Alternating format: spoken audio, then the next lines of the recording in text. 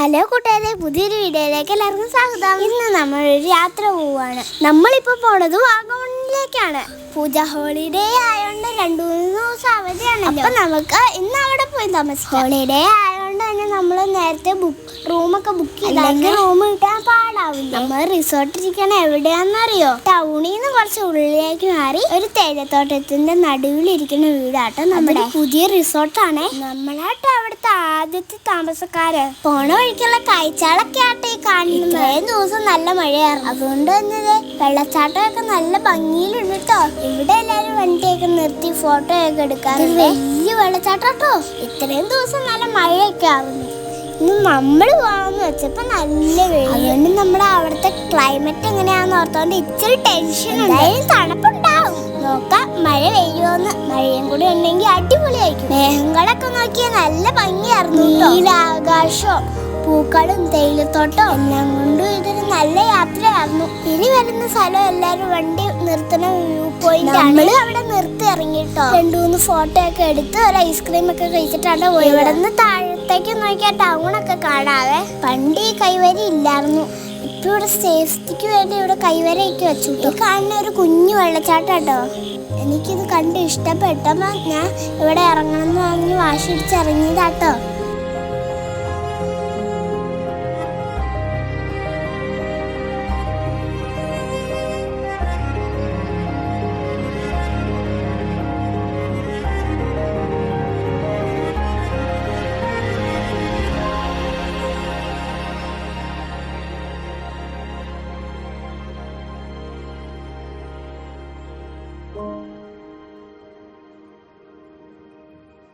ഇപ്പൊ തേയിലത്തോട്ടമൊക്കെ എത്തി തുടങ്ങിട്ടോ. ഇവിടെ നേരം മലകളും വെള്ളച്ചാട്ടമൊക്കെ ആണെങ്കിൽ ഇനി തേയിലത്തോട്ടം. ഇവിടുന്ന് ഇച്ചിരി തണുപ്പൊക്കെ ഉള്ള സ്ഥലമായി തുടങ്ങിട്ടോ.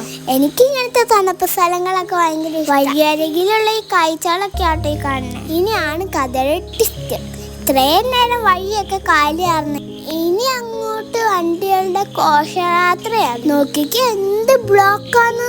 ഞങ്ങൾ കുറെ നേരം അതിൽ പെട്ടു. ഒരു കടയിലെ ഫ്രണ്ടിൽ ഇച്ചിരി സ്ഥലം കിട്ടി. പിന്നെ നമ്മൾ ഒന്നും നോക്കിയില്ല, ആ കടയിൽ കയറി ഭക്ഷണം കഴിച്ചു. പിന്നെ ഞങ്ങൾ ഓർത്ത് വേറൊരു സ്ഥലത്തേക്ക് പോകണ്ട, റൂമിലേക്ക് പോകാൻ. നമ്മുടെ റിസോർട്ട്. ഇന്ന് രാത്രി നമ്മൾ ഇവിടെയാണ് സ്റ്റേ ചെയ്യണേ. അവിടെ അമ്മി അപ്പുച്ചയൊക്കെ പാട്ട് പാടാട്ടോ. ഗൈസിൽ നമ്മൾ കുറെ നേരം കഥയൊക്കെ പറഞ്ഞ് പാട്ടൊക്കെ പാടിയിരുന്നു. 9 മണിയൊക്കെ ആയത്തേക്ക് ഫുഡ് വന്നു. ഇത് വാഗമണിന്റെ രാവിലത്തെ ഭംഗിയൊക്കെ ആയിട്ട് കാണണേ. ഇതാട്ടോ നമ്മൾ റിസോർട്ടിന്റെ പുറം വശം. രാവിലെ അത്യാവശ്യം തണുപ്പൊക്കെ ഉണ്ടായിരുന്നു. രാവിലത്തെ ഫുഡ് കോംപ്ലിമെന്ററി ആയിരുന്നേ.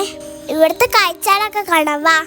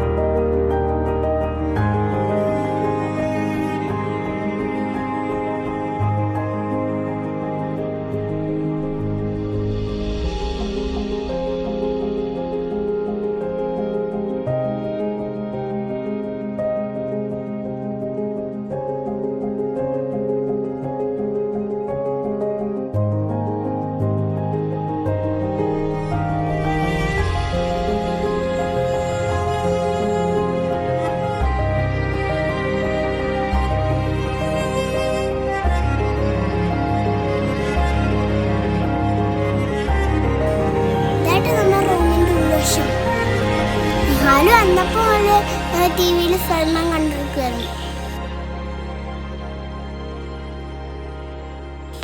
ഈ റൂമിൻ്റെ അകത്ത് ചെറിയൊരു കിച്ചനും കൂടെ ഉണ്ട് കേട്ടോ. വലിയ കിച്ചൺ വേണമെന്നുണ്ടെങ്കിൽ എക്സ്ട്രാ പേയ്മെന്റ് എടുത്താൽ മതി. ഇനി പുറത്തുണ്ട്.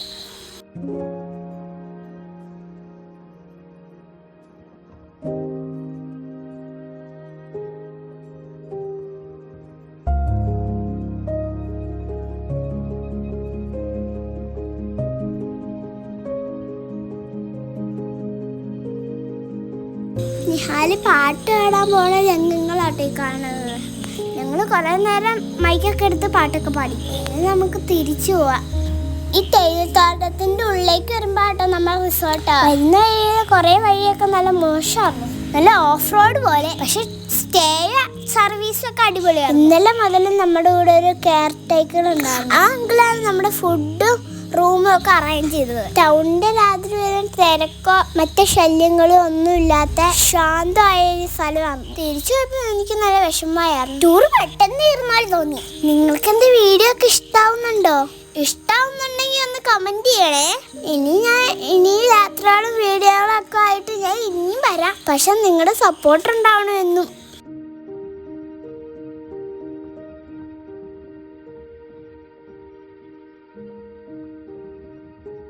ഇതേ അങ്ങോട്ട് നോക്കി അത് ലേക്കാട്ടോ കാണണേ. അവിടെ ആൾക്കാർ ബോട്ടിംഗ് ഒക്കെ ചെയ്യുന്നുണ്ടേ. ഇനി നമുക്കൊരു മാഗി കഴിക്കാൻ പോയാലോ? നല്ല വിശപ്പുണ്ട്. ഞാൻ മാഗി അമ്മി ബെഡ് ഓംപ്ലേറ്റ് കേട്ടോ ഓർഡർ ചെയ്തു. മാഗി എനിക്ക് ഇഷ്ടമായില്ല കേട്ടോ, അത് ഞാൻ വേസ്റ്റ് ചെയ്തു. പക്ഷെ അമ്മ ഓർഡർ ചെയ്തത് അടിപൊളിയായിരുന്നു. മാഗി ഞങ്ങൾ എല്ലാവരും കളഞ്ഞു, ഒട്ടും കഴിക്കാൻ പറ്റുന്നുണ്ടായിരുന്നില്ല.